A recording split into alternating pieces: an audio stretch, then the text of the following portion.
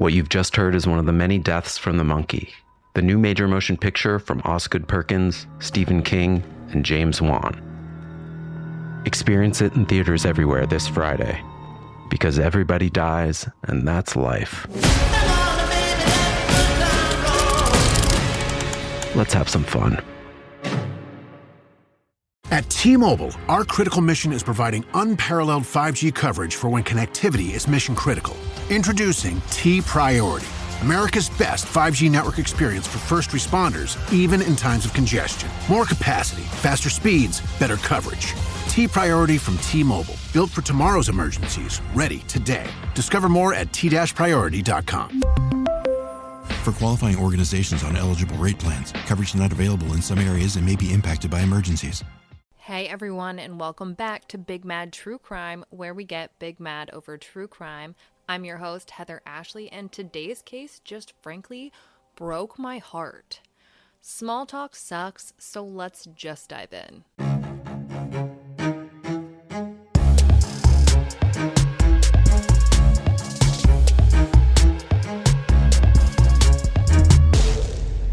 Alicia and Shatika were a tight couple who seemed to have almost an obsessive bond with one another. Alicia's name on Facebook was Till the End Hers, and Shatika's was Her Zaddy and her name. Their social media accounts were littered with pictures with FOE stamped on them for family over everything. In 2014, Alicia had given birth to a baby boy named Malachi, and the two raised her son together, even taking on Shatika's last name. But as in love as they seemed, and as much as they claimed to put family over everything, social media is only what we want the world to see. And the world was about to see something so drastically different than the perfect, loving family they tried to portray online. On the afternoon of Tuesday, August 1st, 2019, Shatika, the non-biological mother of 4-year-old Malachi Lawson, called Baltimore police to say that her son had been visiting with her mother in the 4500 block of Rogers Avenue.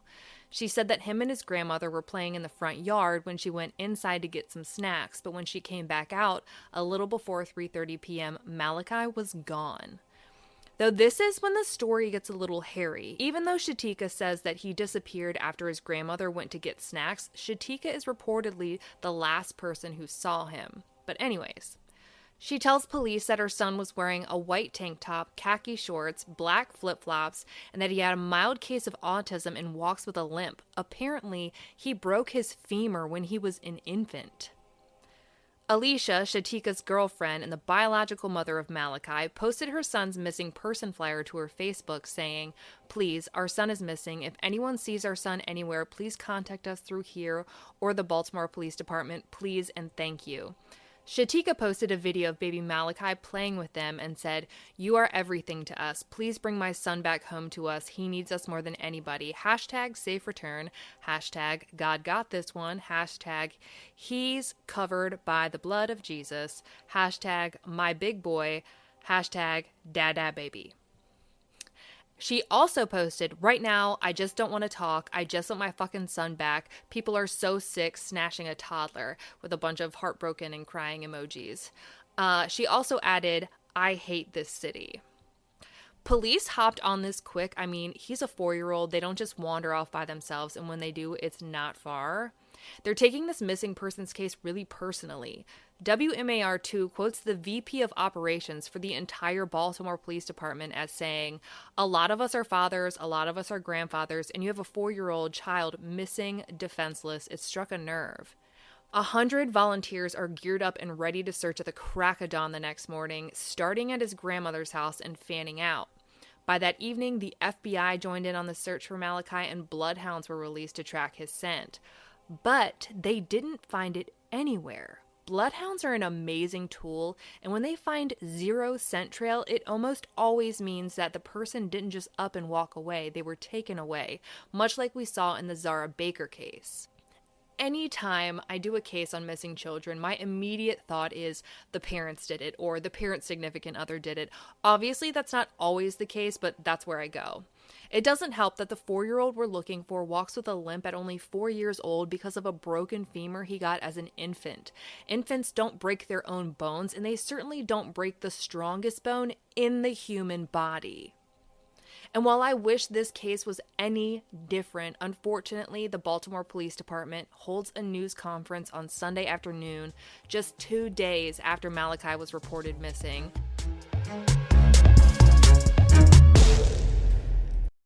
Empower. Claire is practicing her breathing for her upcoming yoga retreat in Bali. Has she ever done yoga before? No.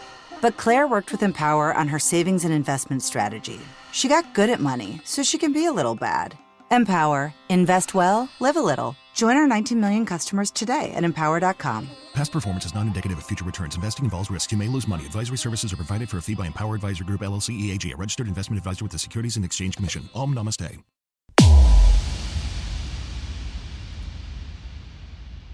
They announced that they found his sweet little body and it had been thrown in a dumpster like he was trash. Volunteers didn't find him. No one stumbled across his body after smelling something foul. No. His own mother, Alicia, confessed to police that her son wasn't missing, he was dead, and that they'd find him in a dumpster in the 5500 block of Haddon Avenue, which was less than 3/4 of a mile from where they reported him missing from. Their Facebook statements are so creepy now. Shatika used the hashtags Safe Return, God Got This One, and He Is Covered by the Blood of Jesus. She wrote them knowing they had just murdered their son and thrown him into a dumpster.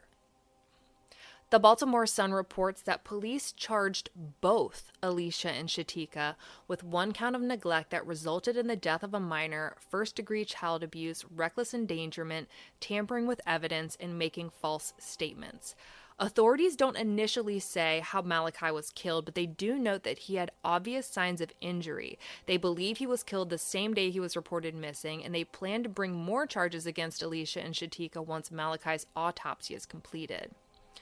Because they were charged with neglect that resulted in death and the fact that there were obvious signs of trauma, it sounds to me like he suffered some pretty horrific abuse that wound up leading to his death.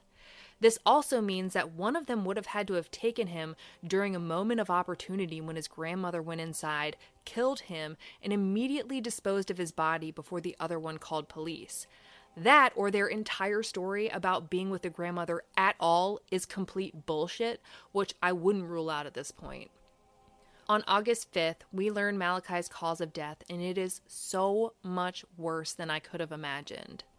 He died from days-old untreated burns. Charging documents obtained by the Baltimore Sun state that on July 23rd, Malachi had an accident in his pants, so they ran him a bath and started washing the dirty clothes in the sink. They said that it wasn't until they turned around that they noticed the water was so hot that it had burned Malachi from the waist down so badly that his skin was floating in the water. It was so shocking that they took a minute to take a photo of his burns. Shatika's attorney said the whole incident happened very quickly, which I call bullshit on. If the water is too hot, any 4-year-old is going to scream and jump out of the tub. They're not just going to sit there while their skin burns off and hope you notice when you turn around. And what bathtub runs burning hot water? Sure, it can get too hot for comfort, but not burn your skin hot. And how many people does it take to wash a pair of pants in a sink? You mean to tell me that you both huddled over a tiny sink, ignoring the screaming child being burned 2 feet away? If I had to take a guess, one person was washing the pants and the other was holding him down so he couldn't get out of the tub. But again, it's just a guess. Shatika's mom was apparently on the phone with her when this happened, and neither Shatika, Shatika's mother, nor Allison ever sought medical treatment for Malachi's burns. Fuck, they didn't even get off the fucking phone to address the damn problem. Apparently, they were too afraid that he'd be taken away from them if they took him in. Basically, they didn't want to get in trouble for yet another suspicious injury and tried to save their own asses instead of the suffering child's. However, Shatika's attorney said that Shatika actually wanted to take Malachi to the hospital but couldn't because she wasn't his biological mother, because apparently that's how hospitals work in the land of never. The police did a search warrant of Alicia and Shatika's house, and they did a test on the hot water to see just how hot it got. Not only did it not get burning hot, the water was barely lukewarm. So where did this boiling hot water come from? Her attorney suggested that they had called the landlord to have the hot water heater turned down, and that's why. However, I've never seen any documents or witness statements that prove that that phone call was ever made. The documents from the Baltimore Sun continue and lay out the day Malachi was reported missing. It says that Alicia woke up on the morning of August 1st to find Malachi in a quote-unquote puddle of wetness. Assuming he was dead, she wrapped her son in a blanket, put him into a black trash bag, and then called a fucking Lyft driver to take her to the 5500 block of Haddon Avenue, where she put him into a dumpster. If anyone calls for a Lyft for you to drive them to a dumpster, call the police. Continuing on, can someone tell me how in the fuck Shatika's mom comes into all this? Did they ever actually go to her house? Did she tell police that they had? Everyone seems to be rightfully focusing on the mothers of Malachi, but not the woman they claim spent the day with him before he fake disappeared. Did Shatika's mom go along with this bullshit story because she'd known all along about these burns and knew that if her daughter and her girlfriend went down, that she'd go down with them? Shatika's attorney claims that the 911 call wasn't a lie because Shatika never knew Malachi was dead, that Allison was the one who found him and disposed of him, and that she didn't know he was dead until investigators told her on Friday night. If that's true, how in the fuck did she see him playing in the yard in a tank top and khakis at 3:22 p.m. after he'd been dead and disposed of for hours? I'll wait. A friend made an attempt to gear the blame towards Alicia and not Shatika by saying that Shatika would call her and tell her about how poorly Alicia treated Malachi, and if that's true, she never stopped it and she never left. No one in a position of power ever stood up for that little boy's best interest. You can imagine that both women were held without bond, and both women were additionally charged with manslaughter, and rightfully so. They can make up all the bullshit they want, but 9 days of burns so bad that your skin peeled off is excruciating. I mean, people get sedated for injuries like this. But instead, they had a miserably burned 4-year-old in immeasurable pain, likely screaming and crying hysterically for more than a week, 9 days, you guys, and not a single one of them ever called for help. I mean, they couldn't have even left the house without him. He couldn't have been wearing shorts in public, or someone else would have called fucking 911. They would have had to have actively made an effort to make sure no one came into contact with him while he had these burns. Pretending like they just happened to find him dead one morning is hard to believe. When his agonizing screams stopped, they would have known something had happened, unless they put him away, ignored his pain-filled cries, and drowned out the noise with whatever they could, and frankly, I don't know which is worse. The community holds a vigil for Malachi on Sunday, and they're devastated. When something terrible happens to a child, they almost become the community's child, and that's exactly what happened with Malachi. His former foster mother attends, and she is heartbroken. Through some Facebook creeping, I was able to find out that Alicia and Shatika's former neighbor had reported them for child abuse when Malachi was 2, which landed him in foster care. The pair did the whole reunification process and somehow managed to get him back, only to kill him slowly. The system failed this little boy.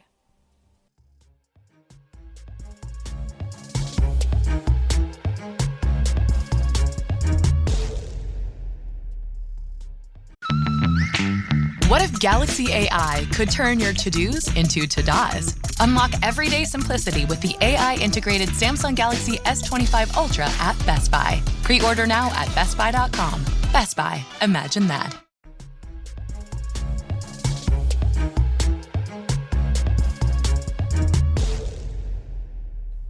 Another attendee donated a burial plot on behalf of Charm City Moose Lodge 70 to make sure that Malachi got the final resting place he deserved after a life filled with abuse, heartache, and pain. On August 13th, a public funeral is held where the community comes together to show the love for Malachi that he wasn't given by his own mothers, who couldn't attend because they were sitting in jail for what they had done to him. Malachi's family told WMAR2, the family gratefully acknowledges the many kind and beautiful expressions of love and sympathy shown during our time of bereavement. A very special thank you to all the people who donated time and resources to lay Malachi to rest. We appreciate every act of kindness. Please continue to pray for our family. The program for his funeral were these amazing little comic book type pamphlets, but were haunted by photos of Malachi and his mothers, his murderers. On January 20th of this year, Shatika and Alicia had court hearings to set their trial dates for the murder of their 4-year-old son. According to Aaron McPherson from WMAR, Shatika was somehow allowed to write, "My son walks with me forever," on the back of her prison jumpsuit. On one side of the phrase, she had a crying face, and on the other side, a broken heart. I hope that wherever he is, the last place is shadowing his heinous mothers in court. I hope he's walking or flying limp-free, eating all the chocolate, and staying up late, enjoying the life he deserved on this earth but was never given the chance to live. A status hearing was scheduled for March 31st of this year, but I've searched and I haven't seen any updates. I can only assume it was delayed due to Corona, like every other case I've been getting updates for. Both Alicia and Shatika are still awaiting trial, and the rest of us are still awaiting justice for the senseless killing of another child whom the Department of Child Protective Services failed to protect. As this case continues, I will update you as soon as I get any news. Check the highlights of any and all cases at the top of my Instagram profile at @TheHeatherAshley, where I post photos, maps, and any other new case information. Join me on Instagram tonight at 9 p.m. Eastern for Crime Talk Live, where you go live with me to discuss today's case. If you like your podcast ad-free, head over to our Patreon at patreon.com/BigMadTrueCrime, where for just $1 a month, your episodes are ad-free. If 4 episodes a month just aren't enough for you, for $5 a month, you get an exclusive episode available only to Patreon members on the first Monday of every month. And yes, anytime you join, you have instant access to all previous bonus episodes. I'll be bringing you a brand new case a week from today, and I cannot wait. But until then, we out.